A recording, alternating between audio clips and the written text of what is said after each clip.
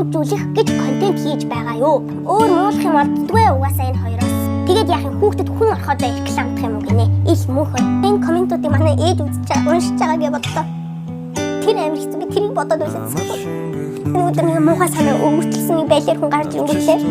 Яг л ингэж Facebook дээр нэг гачин бичлэг. Би лавга, эдэрсэн лавга хийгээд стрим хийж явахдаа стримийн дундуура одоо миний бичлэгийг одоо чаймигийн бичлэгтэй харьцуулаад ингээ чаймигийн бичлэгнээс нь аяыг нь ингээ хулгайлаад авцсан байна. Юугүй зүйлийг төрүүлсэн байна хүмүүст тий. Тэгээд Айксигчийн хэлж байгаагаар бол чаймиг миний толгойд түрээсгүй амьдарч байгаа гэж ярьсан. Яг үндэ миний толгойд түрээсгүй амьдарч байгаа ганц хүн байгаа.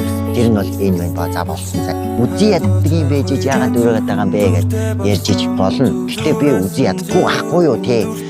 2 сар нуусны эцэст би яг үндэ чаймиг үздэг. Тэ. Үнэн ч би. Яагаад үзий яддаг мэтэр 2 сар сав